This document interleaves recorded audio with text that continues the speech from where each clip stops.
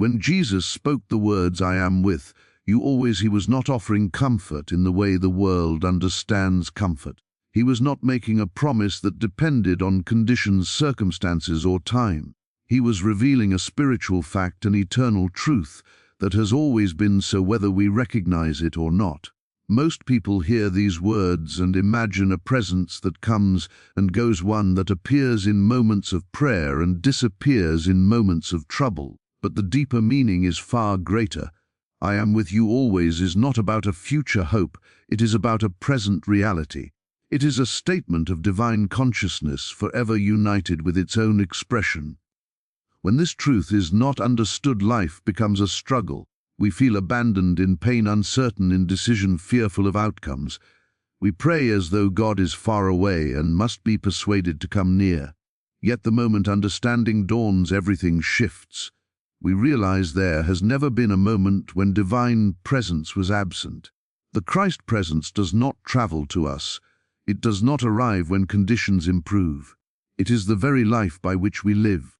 It is the awareness that breathes through every moment silently, declaring, "I am here, I have always been here, and I will never leave you." When this is truly understood, fear begins to dissolve, not because circumstances suddenly change, but because the foundation beneath them is revealed. You discover that no situation has the power to separate you from divine guidance. No loss can remove divine love. No uncertainty can interrupt divine intelligence. Understanding this truth also ends the habit of striving. We stop trying to reach God and begin resting in God. Decisions are no longer forced, they unfold.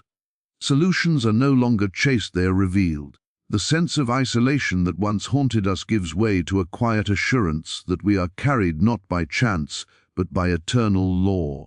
"I am with you always" also means that divine presence is not limited to sacred moments. It is with you in ordinary tasks, silent choices, hidden fears, and unspoken hopes. There is no part of your life outside of this presence.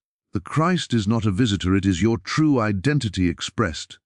When this understanding deepens, prayer changes. It is no longer a request sent upward, but a listening inward. We stop asking God to come and begin acknowledging that God is. In this recognition, peace appears not as an emotion, but as a state of being. And finally, when this truth is lived rather than merely believed, life becomes simpler. Not easier in the human sense, but lighter, freer, more trusting. We walk knowing we are never unsupported, never unguided, never alone. This is what happens when you truly understand why Jesus said, "I am with you always." You stop searching for divine presence and begin living from it. You awaken to the realization that the one you have been seeking is the very life looking out through your eyes now and forever. The presence of Christ as a living consciousness rather than a distant promise changes the entire foundation of spiritual understanding. Most people have been taught to think of divine presence as something that arrives later after enough faith, effort, suffering, or prayer has been offered. In that belief, Christ becomes a future event, a reward waiting at the end of obedience or endurance. Yet the truth revealed in spiritual awareness is that Christ is not an approaching visitor, but the ever-present reality of divine life expressing itself here and now. It is not something that comes to us, but something that already is and always has been functioning as our true being. When Christ is understood as living consciousness, it is no longer externalized into history, location, or personality. It is recognized as the eternal awareness of God made visible through individual experience. This consciousness is intelligence, love, order, harmony, and guidance itself, not something we receive, but something we participate in by recognition. The mistake of humanity has never been the absence of God, but the absence of awareness of God. The moment awareness awakens, the sense of separation dissolves, and what once felt distant is realized as intimate and immediate. A distant promise requires waiting time and proof. A living consciousness requires recognition. This is why spiritual awakening does not come through effort, but through surrender of false beliefs. When one stops looking for Christ to arrive and begins to notice the quiet intelligence already guiding thoughts, decisions, and intuition, the living presence reveals itself naturally. It is felt as clarity in confusion, calm in chaos, and certainty without external evidence. This presence does not announce itself dramatically, it reveals itself gently as an inner knowing that was always there beneath fear and doubt. Understanding Christ as living consciousness also dissolves the idea that divine help depends on worthiness. Consciousness does not measure merit before expressing itself. Light does not decide where it will shine, it simply shines. In the same way, Christ consciousness operates continuously regardless of human judgment. It does not withdraw during mistakes nor arrive only during spiritual moments. It is present in silence, activity, success, failure, strength, and weakness equally, because it is the life behind all appearance. When this is not understood, prayer becomes an attempt to reach something far away. When it is understood, prayer becomes awareness of what already is. There is no effort to bring God closer because closeness is revealed as constant. This shifts the inner posture from striving to listening, from asking to acknowledging.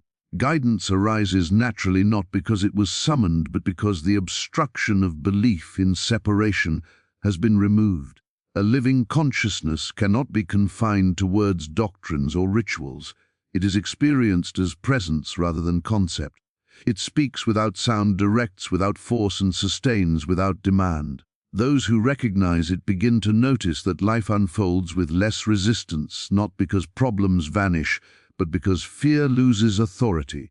The sense of being carried, supported, and accompanied replaces the habit of struggling alone, and in this awareness the realization grows that divine presence was never missing, only unnoticed, waiting not to arrive, but to be acknowledged. The words "I am with you" always point to a truth that exists beyond time, space, and physical proximity. They are not bound to a moment in history or to the physical presence of Jesus walking beside his disciples. When understood spiritually, this statement reveals the nature of divine presence as eternal and indivisible, not moving from place to place, but existing everywhere at once. To take these words literally in a human sense limits them, but to receive them in consciousness opens their real meaning. Always does not mean frequently or during moments of prayer or in times of faith. Always means without interruption, without condition, and without exception. This presence is not suspended during fear, doubt, loss, or confusion.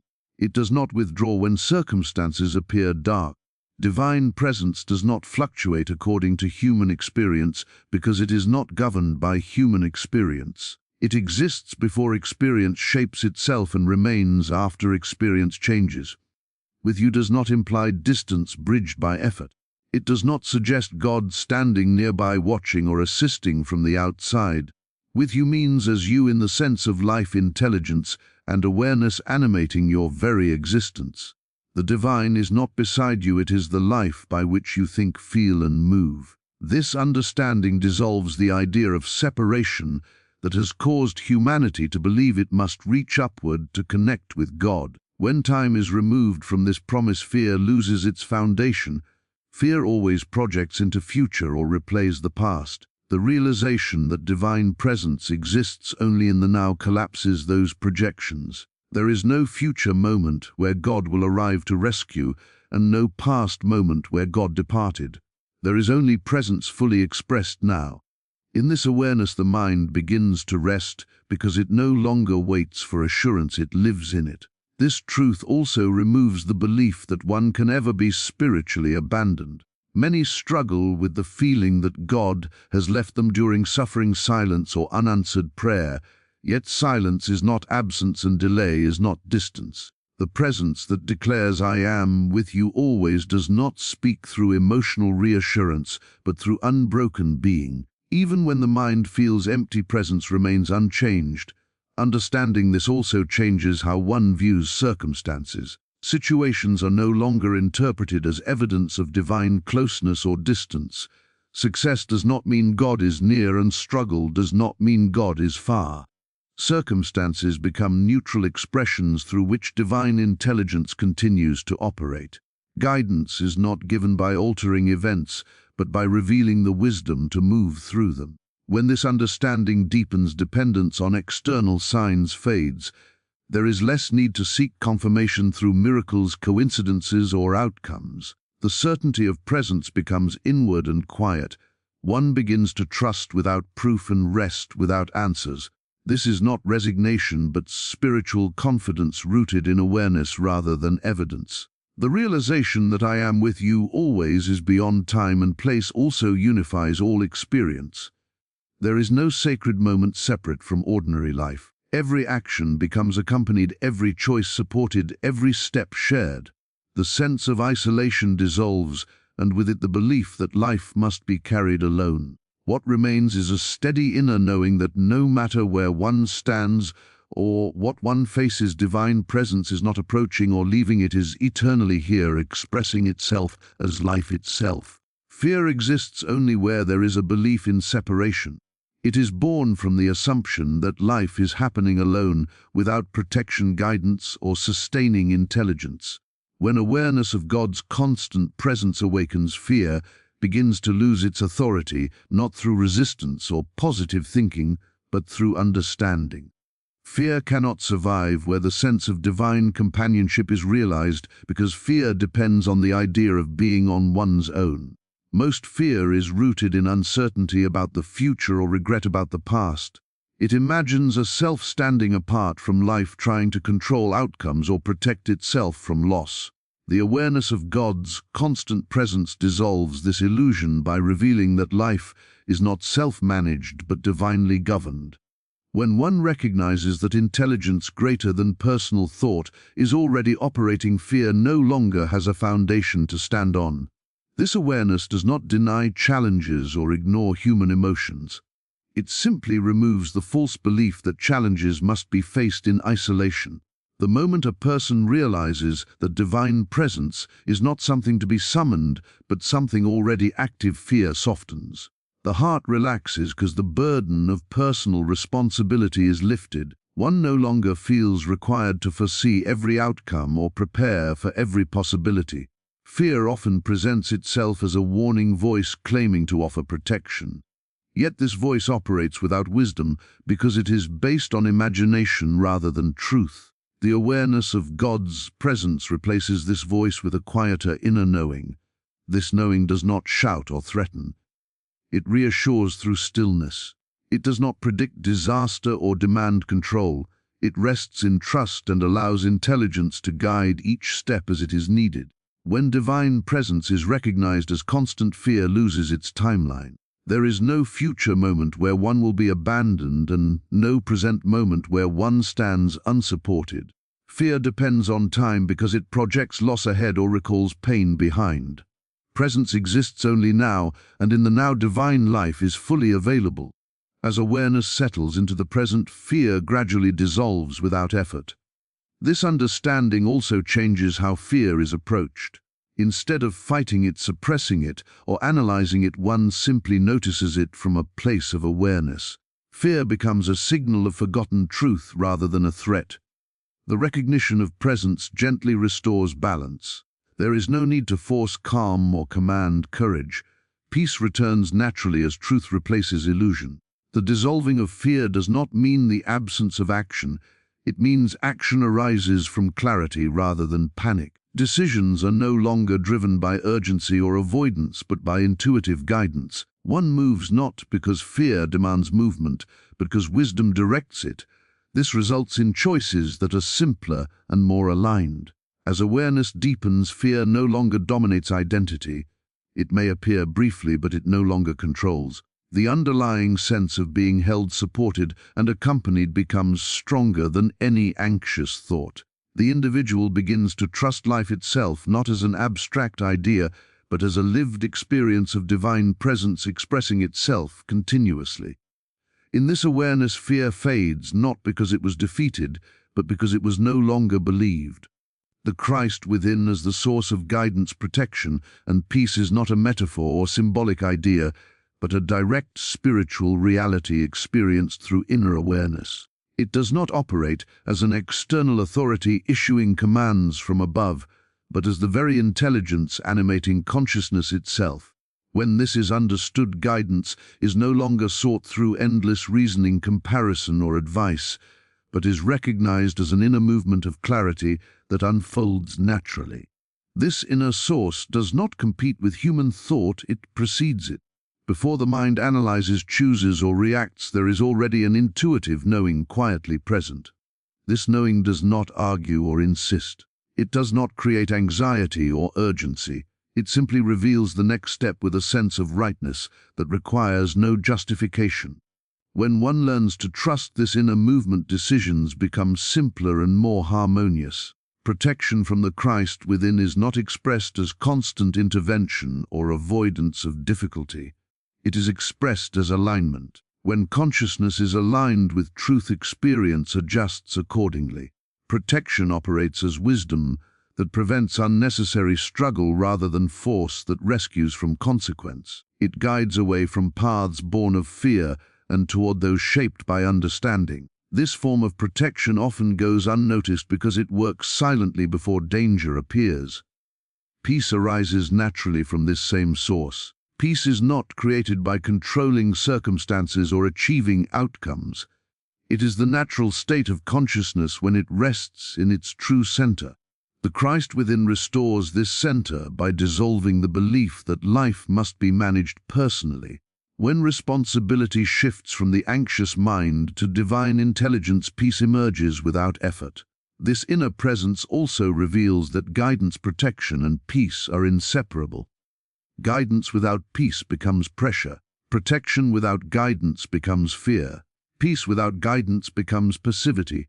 The Christ within integrates all three into a single flow of awareness. Action arises from peace and protection operates through guidance. Many fail to recognize this inner source because they expect guidance to be dramatic or unmistakable. Yet divine intelligence speaks softly. It does not compete with noise.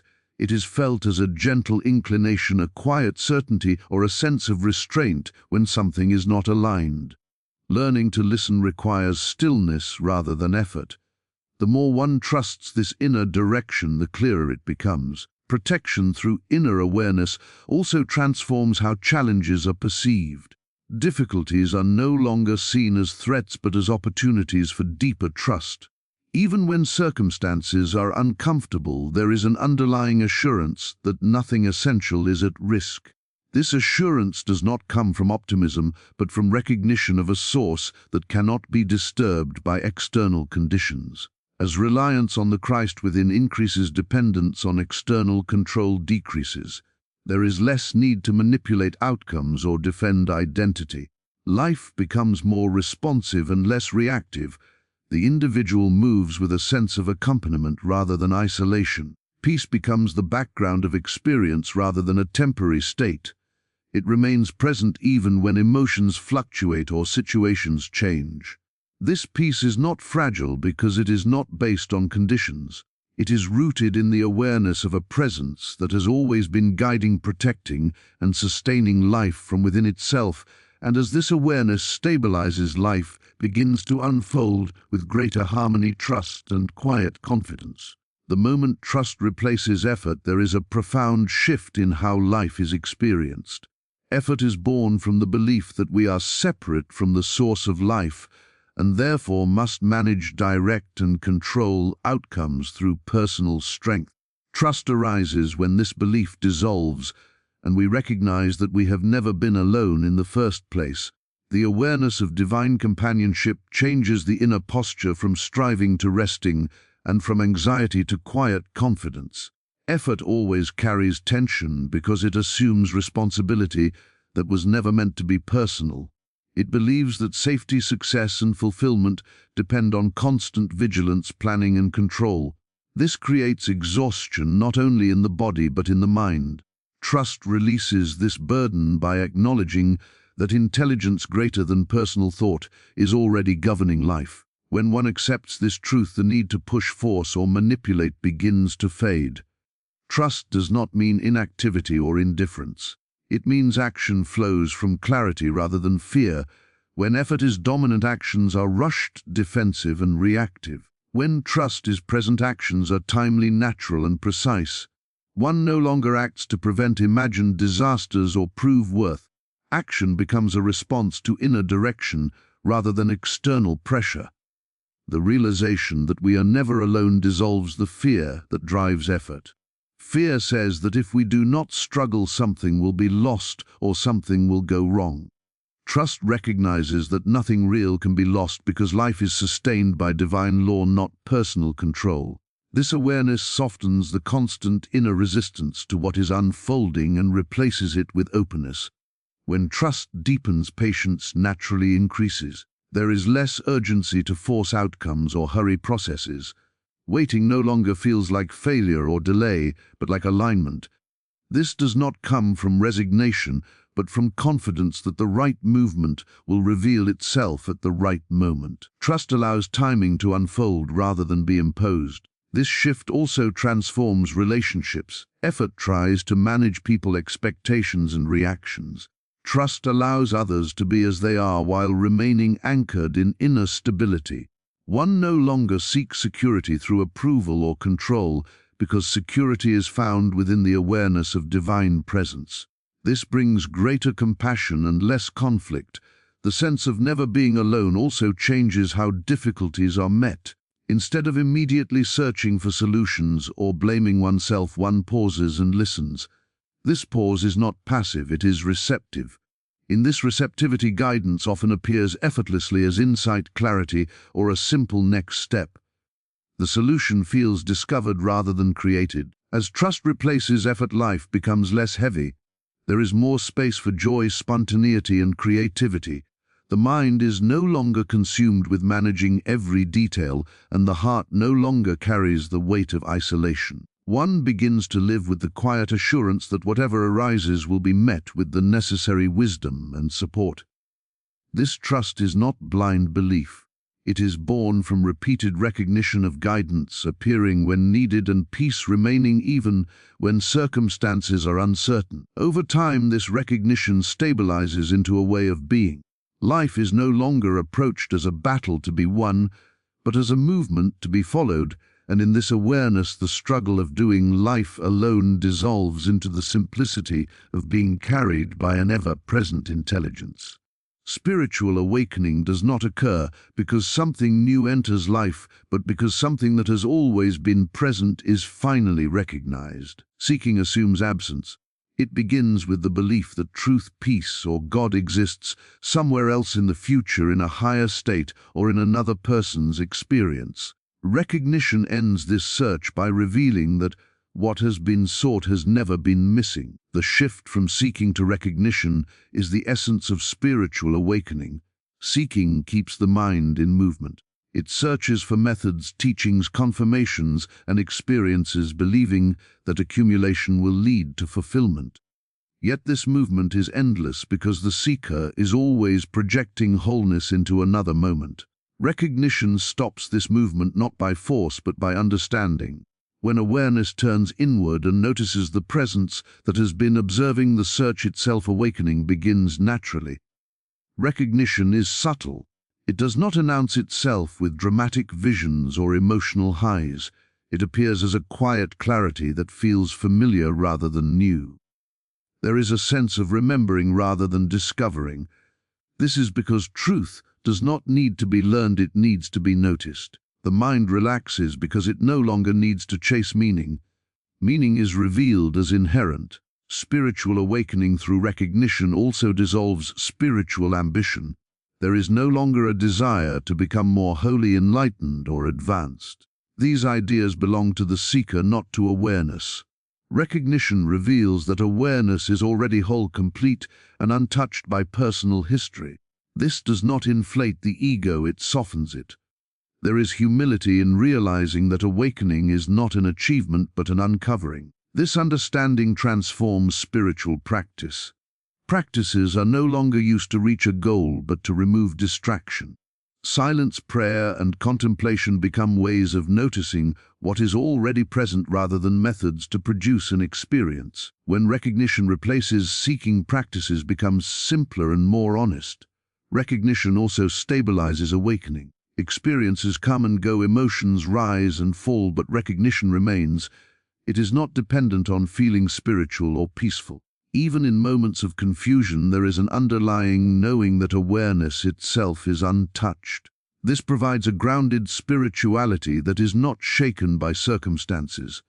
Another aspect of recognition is the end of comparison. Seeking compares one path to another, one experience to another, and one person to another. Recognition sees the same presence expressing through all forms. There is respect for different expressions without the need to rank or judge. This brings compassion rather than competition. Recognition also reveals that awakening is not separate from daily life. It is not found in retreat from the world, but in seeing the world through clear awareness. Ordinary moments become sacred not because they change, but because perception changes. Washing, walking, speaking, and listening all carry the same presence. As recognition deepens, the sense of personal doership fades. Life is seen as unfolding rather than being managed. This does not remove responsibility, but removes the burden of self-creation. One lives as an expression rather than an author of existence. In this recognition, there is a natural peace that does not need to be maintained. It is not the peace of achievement, but the peace of truth acknowledged. Seeking ends not because answers were found, but because the question dissolved, and what remains is a quiet living awareness that has always been present, patiently waiting to be recognized. When all of this is brought together, a single truth stands, revealed that the words of Jesus were never meant to point us toward something distant, but to awaken us to what is already present. Understanding I am YTYULBOES is not about belief but about awareness. It is the realization that divine presence is the very life we are living, not something we must reach or deserve. Fear dissolves, trust replaces effort, and guidance arises naturally when the illusion of separation falls away. The Christ within is discovered not as a concept, but as a living consciousness quietly sustaining every moment. Spiritual awakening then is no longer a search but a recognition, a remembering of what has always been true. When this truth is lived, life becomes lighter, clearer, and more peaceful, not because circumstances obey us, but because we finally see that we have never walked alone and never will.